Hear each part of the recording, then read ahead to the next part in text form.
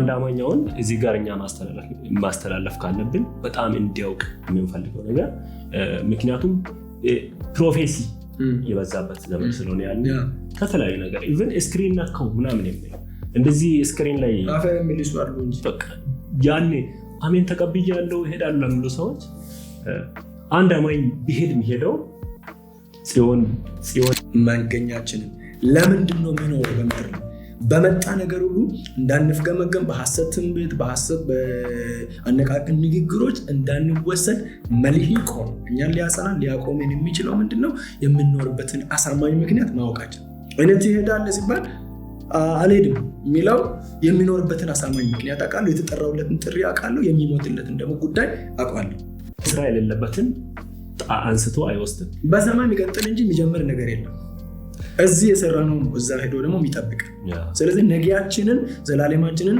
ምናሳምርበት ይሄ እድል ስለዚህ ይህች ምድር ዘላለም አይደለችም የዘላለም መዘጋጃ ናት በቃሊ ሲጠረኝ ጆሮዬ እንድነቃ ስሜ ጣዕም ሆኖኝ ውስጤ እንድነቃቃ አንተን አስቀድሜ ሁሉ እንዲከተለኝ ጸጋዬ ሞገስ ሆኖ በክብር እንዲያቆመኝ መከራን ታግሼ ማለፍ እንዲቻለኝ ጥበቃዬ በስቶልኝ በቤቴ እንዲያኖረኝ በለቅሶ ኢየሱስ ክርስቶስ እመጣለሁ አብ ልካለሁ ብሎ ኢየሱስ ክርስቶስን ከላከ ኢየሱስ ክርስቶስ ደግሞ ይሞታለሁ ብሎ ከሞተ እነሳለሁ ብሎ ከተነሳ እመጣለሁ ብሎ የማይመጣበት ምንም አይነት ምክንያት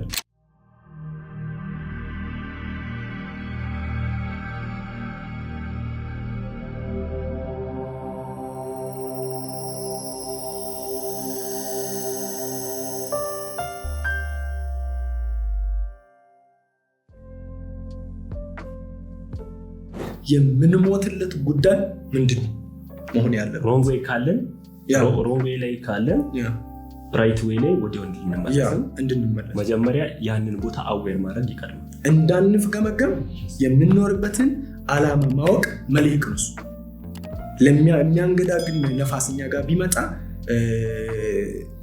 መልህቃችን አለት ላይ ይመጣል መጽሐፍ ቅዱስና ስር መሰረታችሁ በእግዚአብሔር ቃል የተመሰረተ ይሁን በዚህ ላይ የታነጽንበት የምንቆምበት አሁን እንግዲህ መርከብ መልህቅ አለው ለአንድ አማኛውን እዚህ ጋር እኛ ማስተላለፍ ካለብን በጣም እንዲያውቅ የምንፈልገው ነገር ምክንያቱም ፕሮፌሲ የበዛበት ዘመን ስለሆነ ያለ ከተለያዩ ነገር ኢቭን ስክሪን ነካው ምናምን የሚለው እንደዚህ ስክሪን ላይ አፈር የሚልሱ አሉ እንጂ በቃ ያኔ አሜን ተቀብያለሁ እሄዳለሁ ለሚሉ ሰዎች አንድ አማኝ ቢሄድ የሚሄደው ጽዮን እንደሆነ ማይቀርበት የእግዚአብሔር እንትኑ ግዴታው ግቡ ጽዮን መሆኑ ጽዮንን መዳረሻ አድርጎ ነው የጠራ አማኝ አላደል እዚህ ምድር ላይ አገር ከአገር አገርን እየቀየረ የሚኖር ወይም ሙዚየሞችን እየጎበኘ የሚኖር ሳይሆን የራሱን ሩጫ ጨርሶ አገልግሎ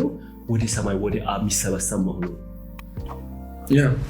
ሶስቱን ጥያቄዎችን መመለስ ያንን መመለስ የተሳካ ህይወት አንድ ሰው ኖረ ሲባል እንግዲህ አማኝ ያልሆነም ይህን ማወቅ አለበት እና አማኝ ሆኖ ደግሞ ከየት ነው የመጣበትን መገኛውን ማወቅ አለበት ምንጩን ማወቅ አለበት የፈጠረኝ ፈጣሪ ነው ሊል ይችላል ፈጣሪን በፈጣሪነቱ ማወቅ ያስፈልጋል ስለ ፈጣሪ ያውቃል ብዙ ሰው ስለ ፈጣሪ ብዙ ሰው ያውቃል እውቀት ነው እሱ ህይወት አይሆንም ፈጣሪን ራሱ ነው በማንነቱ ማወቅ ስለዚህ ከየት ነው የመጣሁት መንገኛችንን ለምንድን ነው የሚኖረው በምድር ላይ በመጣ ነገር ሁሉ እንዳንፍገመገም በሐሰት ትንቢት በሐሰት በአነቃቂም ንግግሮች እንዳንወሰድ መልህቅ ሆኖ እኛን ሊያጸናን ሊያቆመን የሚችለው ምንድነው የምንኖርበትን አሳማኝ ምክንያት ማወቃችን እነት ይሄዳል ሲባል አልሄድም የሚለው የሚኖርበትን አሳማኝ ምክንያት አውቃለሁ የተጠራውለትን ጥሪ አውቃለሁ የሚሞትለትን ደግሞ ጉዳይ አውቃለሁ ይሄ ነው የሚያጸናኝ ከዛ ደግሞ እንዳልወሰድ የሚያጸናኝ መልህቅ ሆኖ ይሄ ነው የሚያቆመኝ ከሚያንገዳግድ ነገር እና ደግሞ ወዴት ይሄዳል ቅድም ያልከው ፈጽሞ አሜሪካ ትሄዳለህ ተብለን ላንሄድ እንችላለን ካናዳ ትሄዳለህ ተብለን ላንሄድ እንችላለን እግዚአብሔር ስለካለ ሊወሰድ ማለት በራሱ ተገቢ አይመስልም አጣርተን ማስታርቀን ነውና ስለዚህ ላንሄድ እንችላለን ግን የማንቀርበት ስፍራ አለ ወይ ዘላለም ህይወት ወይ ዘላለም ጥፋት እንግዲህ መዳረሻው ወይ እሳተ ባህር ወይም ገሃነም ነው ወይም ደግሞ መንግስተ ሰማያት ነው እግዚአብሔር ደግሞ አንድን ሰው ወደዚህ ምድር ያመጣበት ምክንያት ዋነኛው ምክንያት ስራውን እንዲሰራ የዘላለም መዘጋጃ ናት ምድር ጀስት ወደፊት ዘላለምን ስለምኖር አሁን እዚህ በተሰጠች በ70 እና በ80 ዓመታት ውስጥ ቶሎ ቶሎ ብሎ ሰርቶ የሚዘጋጅባት ነው። ደግሞ ስራ የሌለበትን አንስቶ አይወስድም። በሰማይ የሚቀጥል እንጂ የሚጀምር ነገር የለም። እዚህ የሰራነው ነው እዛ ሄዶ ደግሞ የሚጠብቅ። ስለዚህ ነጊያችንን ዘላለማችንን የምናሳምርበት ይሄ እድል። ስለዚህ ይህች ምድር ዘላለም አይደለችም፣ የዘላለም መዘጋጃ ናት። ከዚህ ካናዳ ቢሄድም ሰው እንጀራ በወጥ ነው የሚበላው ወይም ሌላ ምግብ ነው የሚቀያየረው እንጂ ምንም። ስለዚህ ትልቁና ዋነኛው ነገር በዚህ ምድር ስንኖር ይህች ምድር የዘላለም መዘጋጃ እንደሆነች ማወቅ የምንኖርበት አሳ እግዚአብሔር ሁላችንም በአጋጣሚ አልፈጠረንም። ማናችንም በአጋጣሚ ወደዚህ ምድር አልመጣንም። ህይወት ገጠመኝ ወይም አጋጣሚ አይደለችም። የመለኮት እቅድ ናት። በእቅድ በዓላማ ነው የፈጠረን እግዚአብሔር። በስላሴነቱ መክሮ ነው እግዚአብሔር ወደዚህ ዓለም ወደዚህ ምድር ያመጣል። ግን ሁላችንም በዓላማ ተፈጥረን በዓላማ እንኖራለን አይደለም። ብዙዎቻችን በዓላማ ተፈጥረን ያለ ዓላማ ወይም ዓላማችንን ሳናውቅ የምንኖርበትን አሳማኝ ምክንያት ሳይገባን ሳናውቅ ዝም ብለን በወጣበት ይውጣ ብለን ነው የምንወረውረው።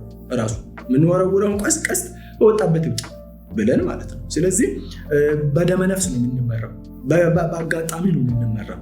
ስለዚህ መሪህ የለን። ብዙዎቻችን መሪህ ነው መያዝ አለብን። እንደው ለጭንቀት እንዳንዳረግ የምንኖርበትን ምክንያት ማወቅ ከጭንቀት ይገላግልናል። ብዙ የሚያስጨንቅ ነገር እኔ ጋር መጥቶ ያውቃል። ነገር ግን ለእኔ ምንድነው እንደው የምኖርበትን አሳማኝ ያውቃል። እንዲጸና ተስፋ እንዳልቆርጥ እንዳልገዘገዝ ሴጣን በቀላሉ እንዳይጥለኝ እንዳሸንፈኝ ለእኔ እንደ መፍትሄ አንዱ እንደ መፍትሄ ማነሳው የምኖርበትን አሳማኝ ምክንያት ማወቅ። በዛም ወደ መፍትሄዎቹ ብንሄድ ጥሩ ነው። እንደዚህ ዲያቆን አሸናፊ አሁን በጠራልኝ መጽሐፍ ውስጥ እንደዚህ በሚል አጭር ኑሮ መድን በሚል በቃሊ ሲጠረኝ ጆሮዬ እንድነቃ ስሜ ጣዕም ሆኖኝ ውስጤ እንድነቃቃ አንተን አስቀድሜ ሁሉ እንዲከተለኝ ጸጋዬ ሞገስ ሆኖ በክብር እንዲያቆመኝ መከራን ታግሼ ማለፍ እንዲቻለኝ ጥበቃዬ በስቶልኝ በቤቴ እንዲያኖረኝ በለቅሶ እልልታዬ ቁስሌ እንዲታየኝ ለኑሮ መድኔ ጌታ ኢየሱስ ፍቅሬ አይለየኝ መጠሪያዬ እስኪደርስ የሚል ግጥም ጽፏል። እዚህ ክፍል ውስጥ ሙሉን መዳሰስ ይቻላል። አንደኛ ሰው ነገን ሲያስብ ወይም በመከራ ውስጥ ሲሆን፣ በእርግጥ ከኢዮብ በላይ የሚፈተን ሰውም የተፈተነም የለም አይደል? ምድራዊው ካየ ግን ኢዮብ አንድም ቀን እግዚአብሔር ላይ አላማረረበት። አንድም ቀን እግዚአብሔር እንደው ምንድነው ያለው? እሱን ያለበት እንደ ማለት እንደ ልጄ እንደ ኢዮብ ያለው አይታልን በምድር ዙሪያ ብሎ እየጠየቀው አንዱ ጥያቄ ኢዮብ ያለበትን ስታተስ ለመንገር ነው። አንድ ሰው ማየት ያለበት ዕለት ዕለት ቁስሉን ቢያስብ የተደረገለት። ሰይጣን ሁሌም ምን አለ ይላል እንጂ ማን አለ ብሎ አያውቅም። ነው ምን ጎደለ ነው ምን አለ ማይለው ምን ጎደለ አሉታዊ ነው ጥያቄ። እዚህ አንድ ሰው ሁሌ መጣበቅ ያለበት ከእግዚአብሔር ጋር ነው። መፍትሄዎቹ ጋር ብንመጣስ? መፍትሄዎቹ ጋር ስንመጣ አንደኛ መፍትሄው እንደውም አንዱን አንስተናል። ሰው የሚኖርበትን የተፈጠረበትን ዓላማ ማወቅ፣ ዓላማውን ማወቅ አለበት። ዓላማውን ሲያውቅ ነው ዛሬን በአግባቡ የሚኖረው። ዓላማውን ሲያውቅ ነው ለነገ የሚያቅደው። ዓላማውን ሲያውቅ ነው የሚሰራው የሚተጋው። ዓላማውን ማወቅ አለበት። ሁለተኛ ደግሞ ከዚህ ክፍል ከማቴዎስ ወንጌል ምዕራፍ 6 ላይ ደጋግሞ ጌታ የወቀሰው የጌታ ንግግር ምንድነው? እናንተ እምነት የጎደላችሁ።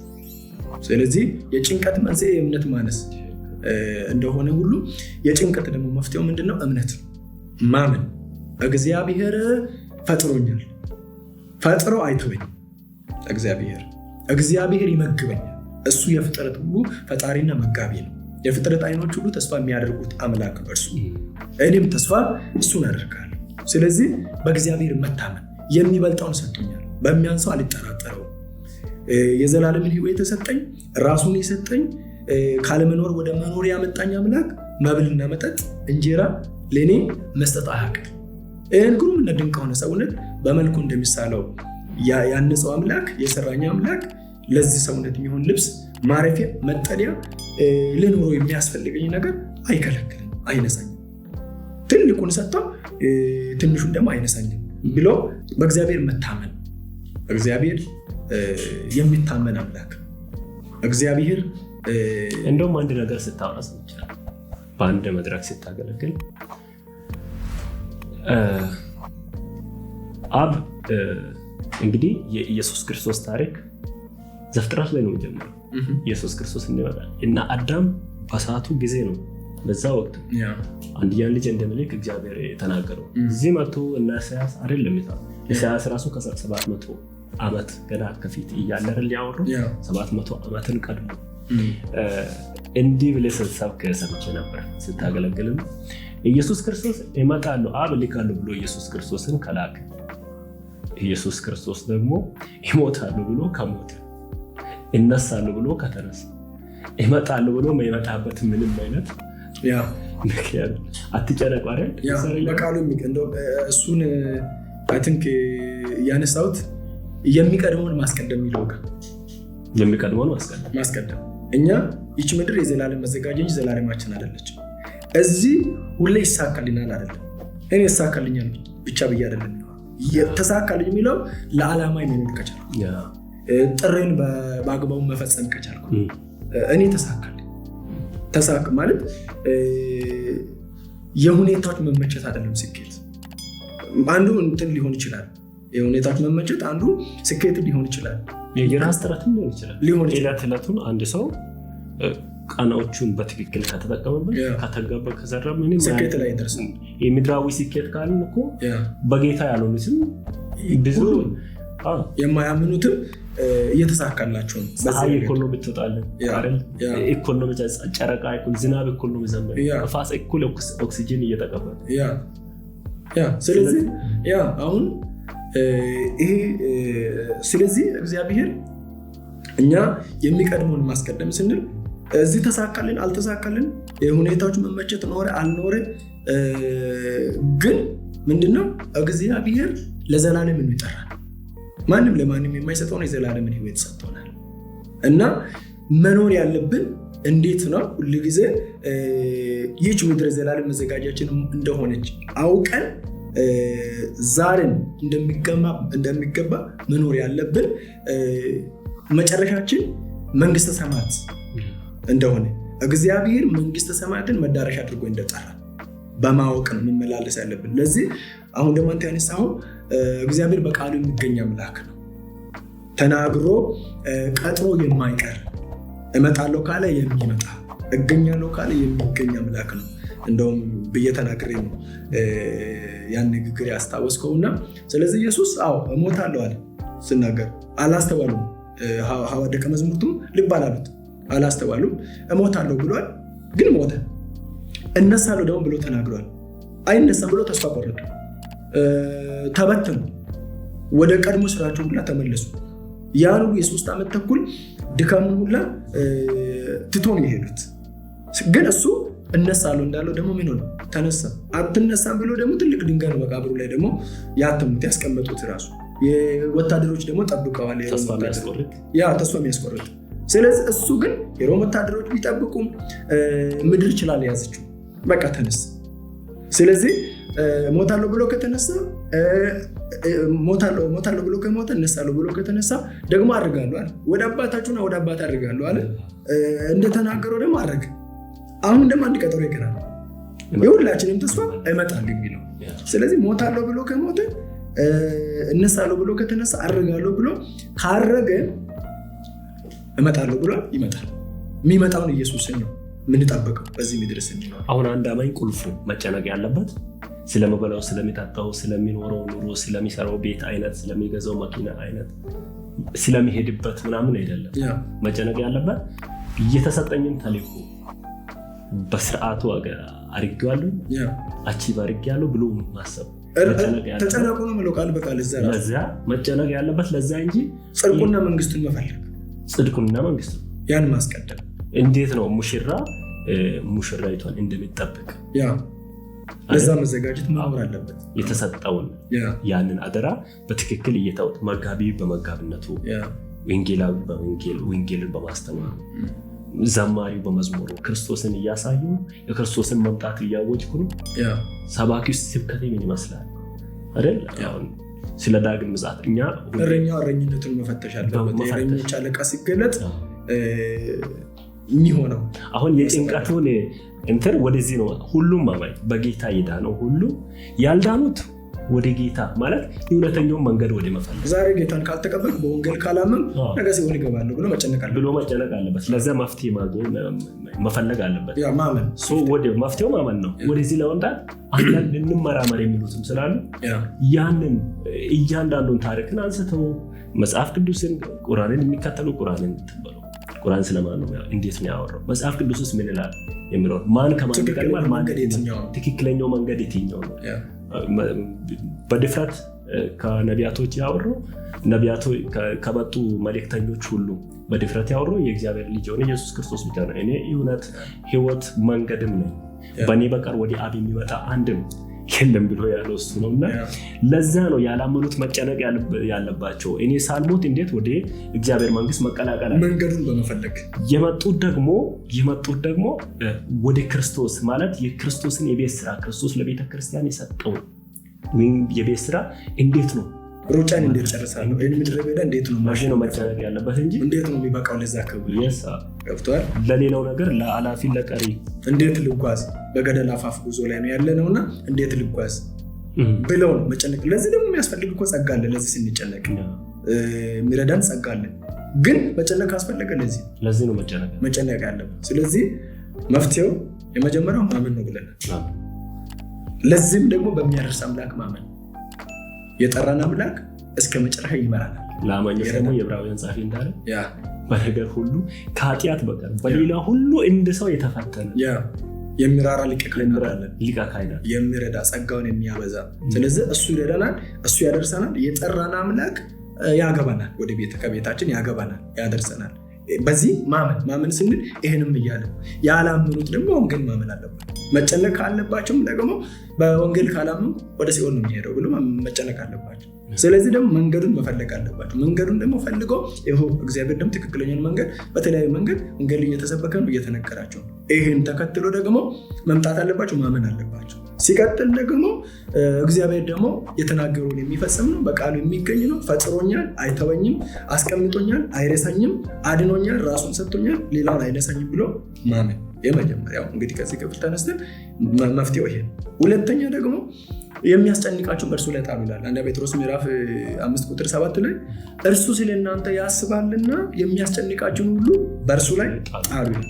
እርሱ ስለኛ የሚያስብ አምላክ አለ። የፈጠረን ፍጠረን ሳንለው የፈጠረን ወደዚህ በስላሴነቱ መክሮ ያመጣን። ከወላጆቻችን ጋር መክሮ አይደለም ወደዚህ ያመጣን፣ ወይም እኛን አማክሮ አይደለም ወደዚህ የላከን። እሱ በስላሴነቱ መክሮ ስሉስ አምላክ በስላሴነቱ መክሮ ነው የፈጠረን። ስለዚህ ስለኔ ያስባል፣ እርሱ ስለኛ ያስባል፣ ስለእናንተ ያስባል ነው የሚለው ቃሉ። ስለዚህ እርሱ ስለእናንተ ያስባልና የሚያስጨንቃችሁ ለእግዚአብሔር ቃሉ እንደምን ለእግዚአብሔር መጣል፣ ጭንቀታችንን ሸክማችንን ለእግዚአብሔር መጣል፣ እኛ አለመሸከም። ብቻችን ከተሸከምን እንጨነቃለን። ልጅ አባትን እንደምጠይቅ በአባ ብለን መጠየቅ፣ ጭንቀታችንን የሚያስጨንቀን የትኛውንም ነገር ለቀነው እርሱ ላይ መጣል፣ እኛ ጋር አለማቆየት። የሚያስጨንቀን የትኛውንም ነገር ለምን እርሱ ስለኛ ያስባል። ሌላ ደግሞ እንደሚያስብልን ማመን አለብን። እግዚአብሔር መጽሐፉ ቃሉ ይነግረናል። አሁን ለምሳሌ ኤርምያስም ላይ ምንድን ነው የሚለው 29:11 ላይ ነው እኔ ለእናንተ የማስባትን ሀሳብ አውቄአለሁ። 11:29 ነው 29። ስለዚህ ስለ እናንተ የማስባትን ሀሳብ እኔ አውቄአለሁ፣ ተስፋና ፍጻሜ ሰጣችሁ ዘንድ የሰላም ሀሳብ ነው እንጂ የክፉ ነገር አይደለም። ስለዚህ መልካም ሀሳብ ነው። እሱ ስለኛ ያስባል። ስለኛ የሚያስበውን ደግሞ እሱ ያውቃል። እግዚአብሔር ያስብልኛል ብሎ እኛ ምንም ለራሳችን ብንጨነቅ ከእግዚአብሔር በላይ ለራሳችን ደግ አንሆንለት። የፈጠረን አምላክ እኛ ለራሳችን ደግ ከሚሆንለት በላይ እሱ ለእኛ ደግ አባታችን ነው፣ ፈጣሪያችን ነው። ያስገኘን መገኛችን እግዚአብሔር ስለሆነ እኛ ለራሳችን መተው ጊዜ እንደውም በዓለም ላይ በጣም ብዙ ከንቱ ነገር አለ አይደለም።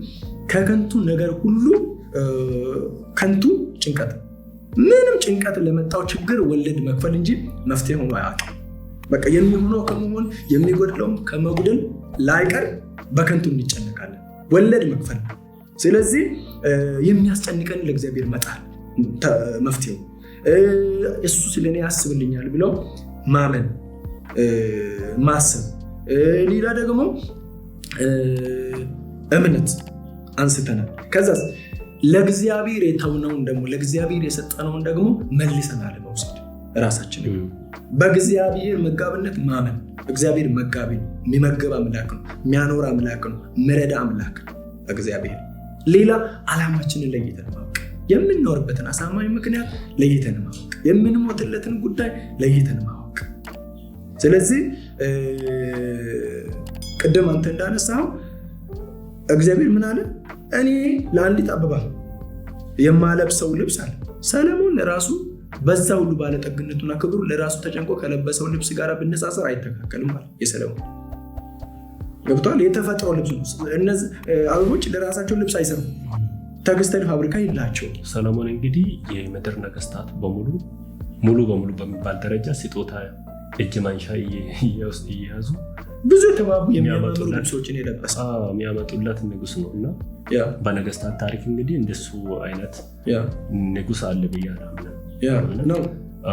ብዙ ሁሉም ነገስታት እሱን ሊጎበኙ ሲመጡ በቦንና እንትኑን የእሱን ንግስናውን እያደነቁ ለእሱ እጅ ማንሻ ይዞ ነው የሚቀር። እንግዲህ ያንን ሰው ነው እግዚአብሔር ባለጠጋ ነው፣ ምንም የጎደለው ነገር የለም፣ ጠቢብ ነው፣ ክቡር ነው። በዛ ሁሉ ክብሩ በዛ ሁሉ ባለጠግነቱ ለራሱ ተጨንቆ ከለበሳቸው ከብዙ የተባቡ ልብሶች ጋር ብነጻጸር እግዚአብሔር ለአንዲት አበባ የሚያለብሰው ልብስ ይበልጣል። ምክንያቱም የአበባ ልብስ እኮ የተፈጥረው እኛ እኮ የሰለሞን ልብስ እኮ አበቦችን አይቶ እኮ ነው ሸማኔዎች ልብስ የሚሰሩ በአበቦች ከለር ምናምን። አበቦች አንድም ቀን እኛን ልብስ አይቶ እንደዚህ አይነት ልብስ ብሎ ለራሳቸው ልብስ አዘጋጅቷል።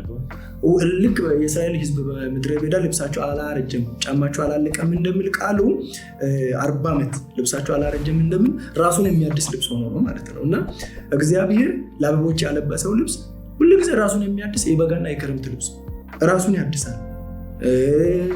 ከሰውነቱ ጋር ከራሱ ጋር የተሰራ ነው።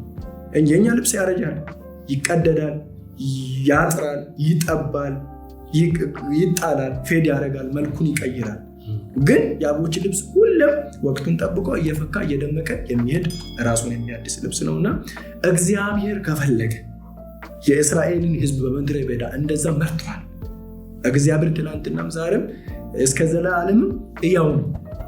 ስለዚህ 40 ዓመት ልብሳቸው አላለቀም፣ 40 ዓመት እግራቸው አላበጠም፣ 40 ዓመት ሲጓዙ ጫማቸው አላለቀም፣ ካፋቸው ምንን አላራቀም፣ ለጥማታቸው ውሃን አልከለከለም። በምድረ በዳ ያስተምራቸው ዘንድ መልካሙን መንፈስ ሰጣቸው ይላል። በቀን በደመና አምድ በሌሊት በእሳት አምድ የሚሄዱበትን መንገድ ያበራላቸው ዘንድ ይላል።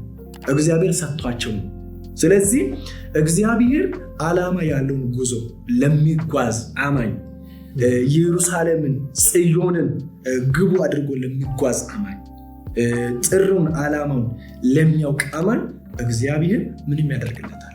ጉዞ ላይ ላለ ዓላማ ላለ እንግዲህ ይሄ ሁሉ የዘረዘር ነው ወይም መጽሐፉ የዘረዘራቸው ለእስራኤል ሕዝብ የተደረገው አቅርቦት በግብፅ ባሉበት ወቅት አልነበረም። በወጡ ጊዜ ከወጡ በኋላ አንድ ተፈጥሯዊ በግ በልቶ እኮ ይሄ ሁሉ አቅርቦት አንድ ተፈጥሯዊ በግ ለእያንዳንዱ ቤት አንዳንድ ጠቦት ታርዶ ያን በልቶ። ስለዚህ ለእኛ ግን የታረደልን አንድ ተፈጥሯዊ በግ አይደለም፣ መለኮታዊ የሆነ የእግዚአብሔር በግ፣ ሕግና ነቢያት የተመሰከሩለት የእግዚአብሔር በግ። ስለዚህ ዓለምን መላ የሚያጠግብ የእግዚአብሔር ጠቦት እሱን የታረደልን። እሱን በልተን ነው ጉዞ የጀመርነው። እሱን በልተን ነው የወጣነው ከዘላለም ባርነት፣ ከዘላለም ጥፋት፣ ከዘላለም ፍርድ ድነን የጨለማው ስልጣን ከሚገዛበት ከሚሰለጥንበት ወጥተን ወደ ፍቅሩ ልጅ መንግስት የፈለስነው ዓላማ ያለው ጉዞ ላይ ነን። እኛ የ40 ዓመት ጉዞ አይደለም፣ ከናንን ግብ አድርገን አይደለም፣ ላይኛቱን ኢየሩሳሌም ጽዮንን አየ ብዙ ጻድቃን መላእክቶች የተሰበሰቡበትን የጻድቃን መንፈሶችን ስብስብ የበኩራት ማህበርን የሁሉ ዳኛ ሆኖ ራሱ እግዚአብሔር ወደ አለበት እንደው ደርሳችኋል ይላል። በእምነት ደርሰናል በክርስቶስ ሆነን ከዛስ ደግሞ በግልጽ ደግሞ እንደርሳለን። ጉዞ ላይ ነን። ስለዚህ ጉዞ ላይ ላለ አማኝ ዓላማውን ለሚያውቅ ግቡን ለሚያውቅ አማኝ እግዚአብሔር ምንም ያደርግለታል። ስለዚህ በዚህ ልክ ነው እግዚአብሔርን ማወቅ ያለብን፣ መታመን ያለብን በእግዚአብሔር። የፈጠረን እሱ ነው፣ ያመጣን እሱ ነው፣ በፕሮግራም አምጥቶናል። እሱ ደግ አባት ነው። ልክ ደግ አባት ለልጁ መኖሪያ መጠለያ አዘጋጅቶ የሚያስፈልገውን አድርገው እንደሚድራው እንደሚያወጣው እግዚአብሔርም አዳምን እኮ ወደ ዓለም ከማምጣቱ በፊት እኮ ለአዳም ያስፈልገውን መጠለያ ምግብ አስቀድሞ ያዘጋጀው እግዚአብሔር ራሱ። እኛን የሚያስጨንቁን ነገሮች ከኛ በፊት ለኛ የተፈጠሩ ናቸው። እኛን የሚያስጨንቀን የትኛውም ነገር ብትል ከኛ በፊት ለኛ የተፈጠረ በዚህ ምድር ላይ እግዚአብሔር ሁሉን የፈጠረው ለሰው ልጅ ነው። ግዙ አይደል ያላቸው ግዙ። ስለዚህ ሰው የሚመስለውን እንዲመራ ከዛ ደግሞ ፍጥረትን እንዲገዛ ነው የተፈጠረው እና ግዙ የተባልነው ነገር ለኛ የተፈጠሩት ነገር አምፀውብን ነው፣ ኮርቶብን ነው። ለምን? የሚቀድመውን ማስቀደም ስላልቻለ የሚከተለውን እየተከተልን የሚቀድመውን ረሳን፣ ዘነጋ ነው። የሚቀድመውን ስንከተል ህይወታችን መሽከርከር በዛበት። ከዛ ይከተላችኋል የተባለው ደግሞ አመፀብን።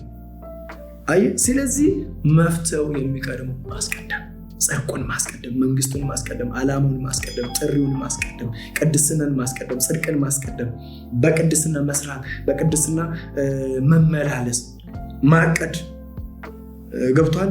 ዓላማ የለሽ አለመሆን፣ የመሪ ሰው መሆን፣ በእቅድ መመራት፣ በዓላማ መመራት፣ እሱ ነው መፍትሄ። በእምነት መሞላት። እምነት ደግሞ ከመስማት ነው፣ መስማትም በእግዚአብሔር ቃል ነው ያለው። ይሄ ከዚህ ከሰማነው ቃል አትጨነቁ በሚለው በክርስቶስ ንግግር ልንሞላ ይገባል በእምነት።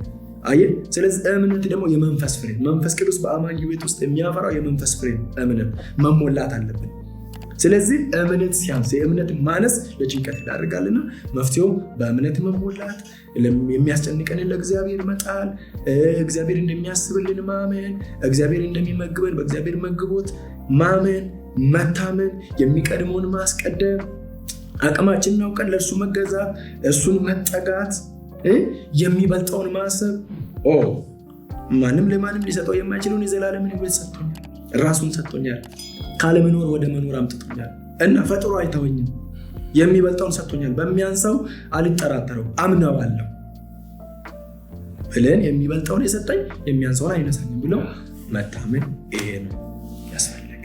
እግዚአብሔር አምላክ የተመሰገነ ይሁን። እንግዲህ ተመልካቾቻችን ከዚህ በፊት ለብቻዬ በማቀርብበት ፕሮግራሞች፣ አጫጭር ፕሮግራሞች ላይ እነዚህን መሪውን ለመሪ መልቀቅ በሚል ርዕስ የተለያዩ እንትኖች አባቴ ጠይቄው አልመለሰልኝም በሚል ርዕስ ብዙ ነገር አውርቻለሁ እና ኦሎፍ ስናይ መጨነቅ የሚባለው ነገር ባጭሩ እየፈጠረንን ዛሬን የሰጠንን እግዚአብሔርን አለማመን ነው። እግዚአብሔርን አለማመን ደግሞ ኃጢአት። የአንድ አማኝ የሞት ሞት የሚባለው ነገር እየፈጠረውን አምላክን አለማመን። የእስራኤል ልጆች እንደው አሮንን ሙሴ ለጸሎት ወደ ተራራ ወጥቶ እስኪመለስ እኛን እኮ ከግብፅ ምድር ያወጣን ይሄ ነው ብለው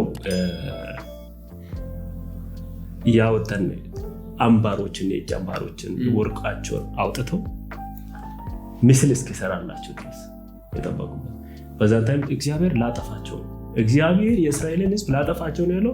እግዚአብሔርን ከማምለክ በእግዚአብሔር ከመታመን ለእግዚአብሔር እውቅና ከመስጠት ይልቅ ወደ ግዑዝ በዞሩ ቁጥር ፊታቸውን እሱ ይዛችሁ ውጡ ወደ አላቸው ወደ ወርቅና ወደ ብር ሲመልሱ ነውና ለአንድ አማኝ የሞት ሞት የሚባለው አንድን ነገር ማጣት ሳይሆን እግዚአብሔርን በእግዚአብሔር አለመታመን፣ በእግዚአብሔር አለመታመን ኃጢአት ነው ልኮን መሰመር አለበት። ጭንቀት ማለት ኃጢአት ነው። በሌላ ማለት ጭንቀት ትርጉሙ አለማመን ከሆነ አለማመን ደግሞ ኃጢአት።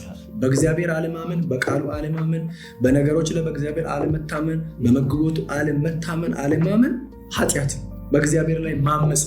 ስለዚህ ጭንቀት ቀላል ነገር ይመስላል። መጨነቅ ኃጢአት ነው። በቃ ስንደመድመው መጨነቅ ኃጢአት ነው፣ ጭንቀት ኃጢአት ነው። ለምን?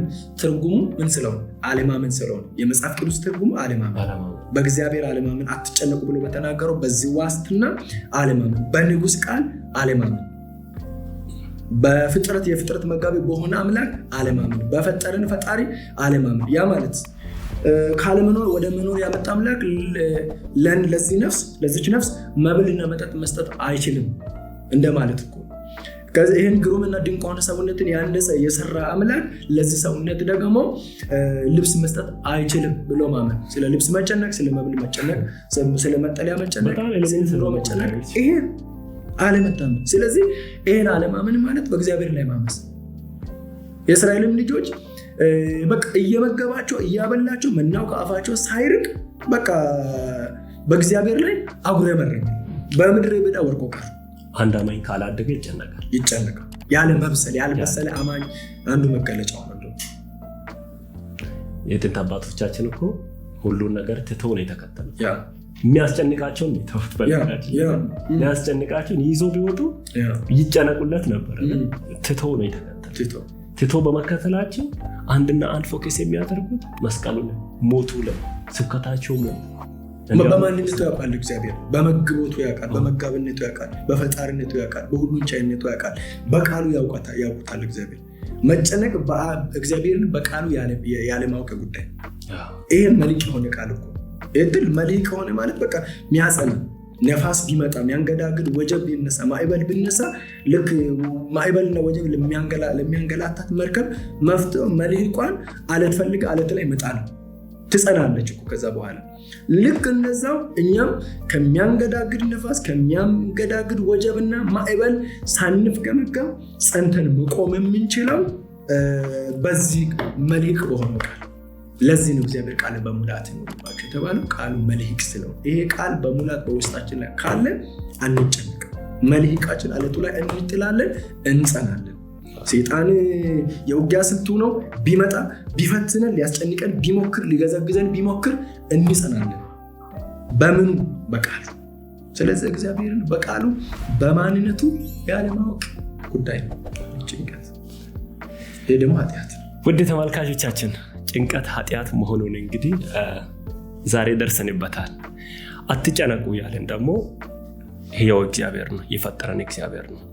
ውድ የጎልደን ጆርኒ ፖድካስት ተከታታዮቻችን አሁን ከጸሐፊና አገልጋይ ኢያሱ ምትኩ ጋር ያለንን ቆይታ በዚህ ያበቃል። ቀጣይ በተከታታይ እንጋብዛለን። በተለያዩ እሾች የተለያዩ እንግዶችንም እንጋብዛለን። እሱም ደግሞ መንፈሳዊ ውጊያ አሁን አማኝ በጣም እየዋዠቀ ያለበት ሁኔታ መንፈሳዊ ሁኔታዎችን በዛ ዙሪያ በደንብ እናወራለን። ከስር ስልክ ቁጥሩን እናስቀምጣለን። በዛ ስልክ ደውላችሁ ማግኘት ትችላላችሁ። ያለበትን ደግሞ መጠቆም ይችላል። ሞር ደግሞ በዛ ዙሪያ በስፋት እናወራለን። መንፈሳዊ ህይወት በመንፈስ ዓለም ሁለት ዓለም እንዳለ እንቃለን። በዛ ዙሪያ ደግሞ በደንብ መንፈሳዊ ውጊያ አንድ አማኝ እንዴት እንደሚዋጋ እንማራለን። ዛሬ ደግሞ ከስልቶቹ አንዱን ነው እያነሳ ነው። እሱም ጭንቀት በሚል ርዕስና አትጨነቁ። አንድ አማኝ ተጨነቀ ማለት እግዚአብሔርን አላመነም ማለት ነው። አላመነም ማለት ደግሞ በአንድም በሌላም ኃጢአትን ሰራ ማለት ነው። የኃጢአት ደሞዝ ደግሞ ሞት ነው። ስለዚህ ውጤቱ ሞት ወደ ሆነው ጎዳና ከመግባት ባለመጨነቅ በእግዚአብሔር በመታመን ጸጋው ደግሞ ምረዳን ጸጋ ስላለ ወደዛ እንድንመለስ ምክራችን ነው። እጅግ በጣም እናመሰግናለን። እግዚአብሔር አምላክ ዘመንን ይባርክ። ውድ ተመልካቾቻችን የዛሬውን ቆይታ እዚህ ጋር እያበቃን፣ አስተያየቶቻችሁን አሁንም ኢንቦክስ ማድረግን አትተው። ዩቲዩብ ቻናላችንን ደግሞ ሼር በማድረግ ወዳጆቻችሁ ሰብስክራይብ እንዲያደርጉ ከዚህ በረከት እንዲካፈሉ ምክንያት እንድትሆኑላቸው ዘንድ እናሳስባለን። እግዚአብሔር አምላክ ይባርካችሁ። ጆሽ እናመሰግናለን። በተመልካቾች ስም እኔም አመሰግናለሁ። ተባረክ፣ ተከናወን። አንተ የቤተክርስቲያን በረከታችን ነው። እንወድሃለን። እኔም ወዳችኋለሁ። በጣም እናመሰግናለን።